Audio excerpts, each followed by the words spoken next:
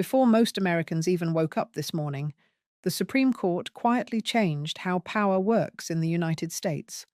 No warning, no public debate, no televised arguments, just a sudden 623 emergency ruling that will begin affecting millions of people as soon as next month. And here's the part almost no one is telling you yet. This decision doesn't just alter a single policy or resolve a narrow legal dispute. It fundamentally changes how your rights are protected in this country. Whether you realize it or not, the legal ground beneath your feet just shifted overnight. This isn't just another Supreme Court headline. This is a tectonic realignment of power between judges, presidents, and the American people. In state capitals, federal agencies, and courtrooms from Washington, D.C. to California, the rules of the game were rewritten in a matter of hours. And most people have no idea what just happened. Before we break down the details that are already sending shockwaves through the legal system, make sure you're subscribed because this is exactly the kind of Supreme Court decision that doesn't feel real until it hits your life directly. Late last night, the Supreme Court released a 6-03 emergency ruling in Trump versus Casa Inc. through what's known as the shadow docket. That means no oral arguments, no months of deliberation, no full public briefing, just a rapid decision that immediately reshapes the legal landscape. The case itself involved a high-stakes executive order tied to birthright citizenship. But the court used this case to do something much bigger. It settled a decades-long internal war over judicial power that has been quietly building behind the scenes. At the center of this ruling is a concept most Americans have never heard of, but have relied on for decades: nationwide injunctions. The Supreme Court just ruled that federal judges can no longer issue universal injunctions that block a law or policy from being enforced across the entire country. And while that may sound like technical legal language, the RE consequences are enormous. The single decision rewrites how constitutional challenges work in America. For the last 25 years, when someone challenged a law they believed was unconstitutional, a single federal judge could temporarily stop that law from being enforced anywhere in the United States while the case worked its way through the courts. One judge, one courtroom, one order, and the entire federal government had to hit pause nationwide. That power was used in immigration cases, healthcare care, disputes, environmental regulations, gun laws, workplace rules, and voting procedures. A judge in California could freeze a policy in Texas. A judge in Texas could block a rule from taking effect in New York. That era is now over. The Supreme Court didn't just limit that power, it destroyed it. According to court filings reviewed this morning, there are currently 68 active nationwide injunctions affecting everything from prescription drug access to workplace safety and election administration. Under this new framework, many of those injunctions could collapse within the next 60 to 90 days as lower courts scramble to revise their orders. And the timing could not be more explosive. We are heading straight into an election year with major fights over immigration, healthcare, civil rights, and voting rules. This ruling just changed how every single one of those battles will be fought. The majority opinion was written by Justice Amy Coney Barrett and joined by Chief Justice Roberts, along with Justices Alito, Gorsuch, Kavanaugh, and Thomas. Their argument rests on a simple but radical claim. The Judiciary Act of 1789 never gave judges the authority to protect people who aren't actually parties to a lawsuit. According to the majority, a judge's role is to resolve specific disputes between specific people, not to act as a nationwide veto over presidential or congressional action. But the most explosive reasoning didn't come from the main opinion. It came from Justice Gorsuch's concurring opinion. He traced court practice from the founding era through the late 1800s and found something remarkable. American courts did not issue injunctions protecting people who were not directly involved in the case. Judges repeatedly refused to extend relief beyond the actual plaintiffs standing in front of them. Justice Thomas went even further, arguing that nationwide injunctions are a modern invention that encourages forum shopping, where advocacy groups hunt for sympathetic judges to shut down policies they oppose. According to the majority, that era is now officially over. The dissenting justices saw this very differently. Led by Justice Sotomayor, they warned that stripping courts of universal relief gives the executive branch the ability to enforce unconstitutional policies while individual lawsuits crawl through the system. They argued this ruling risks turning constitutional rights into privileges reserved only for those who can afford to sue.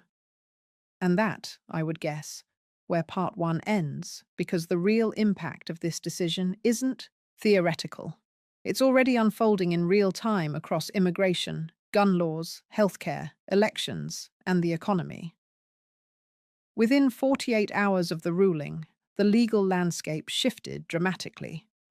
Attorneys general from 18 states filed emergency motions in federal courts, attempting either to preserve existing injunctions or to immediately enforce laws that had been frozen for years. Texas moved aggressively to narrow injunctions blocking immigration enforcement. Florida filed emergency briefs targeting social media, regulations, and election procedures. California and New York countered with filings of their own, desperately trying to preserve nationwide blocks on federal policies they oppose. Behind the scenes, the Department of Justice convened emergency strategy sessions with hundreds of federal attorneys across dozens of active cases. The White House counsel's office quietly warned federal agencies to prepare for laws they believed were blocked to suddenly take effect, possibly within weeks. The speed and scale of the reaction tells you everything. Legal strategists view this as a massive power shift toward the executive branch and a devastating blow to judicial resistance. Advocacy organizations on both sides of the political spectrum are now scrambling. Groups like the ACLU, NAACP, and Alliance Defending Freedom relied on nationwide injunctions as their most powerful legal weapon. A weapon is now gone.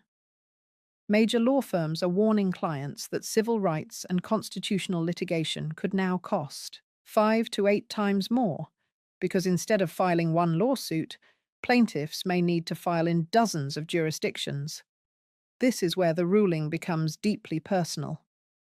Immigration enforcement is ground zero. There are currently 19 injunctions limiting ICE practices nationwide. Under the new framework, those protections may only apply to specific plaintiffs in specific districts. Immigration enforcement could now look completely different depending on where you live. The same is true for gun rights, health care access, environmental protections, workplace rules, and voting laws. Your rights may now depend on your zip code. We are potentially entering an era where federal law exists on paper, but is enforced unevenly across the country. 50 versions of the same law, one constitution, but fragmented protection.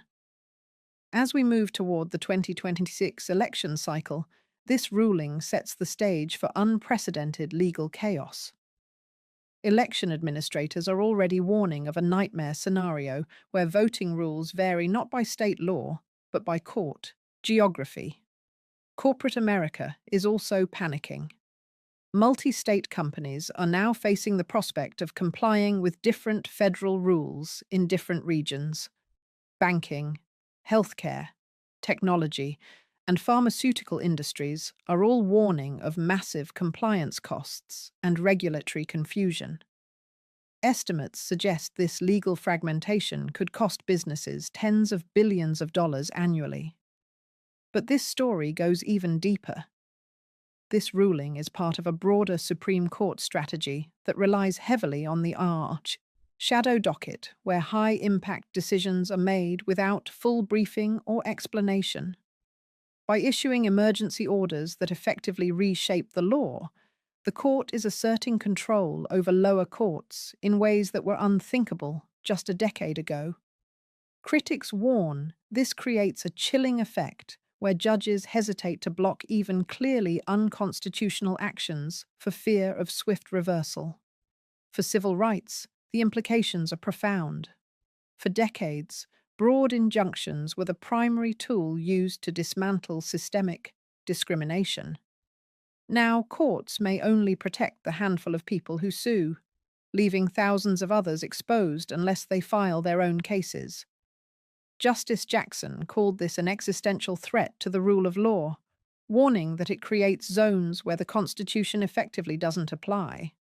The Supreme Court's 6003 emergency ruling in Trump versus Casa Inc. didn't just change a legal procedure, it changed the meaning of protection in America. If your right to vote to equal protection or to due process only exists, if you personally have the resources to sue, then those rights begin to look less like guarantees and more like privileges. We are entering a new era of American law. Whether this represents a return to constitutional originalism or a dangerous fragmentation of justice depends on your perspective. But one thing is certain: the legal patchwork is here, and its consequences will define immigration policy, elections, civil rights, and economic stability for years to come. If you want to stay ahead of these changes, make sure you're subscribed, hit the like button, and tell me in the comments: was the Supreme Court right to end nationwide injunctions, or did it fracture the rule of law? Your answer may say more about the future of America than you,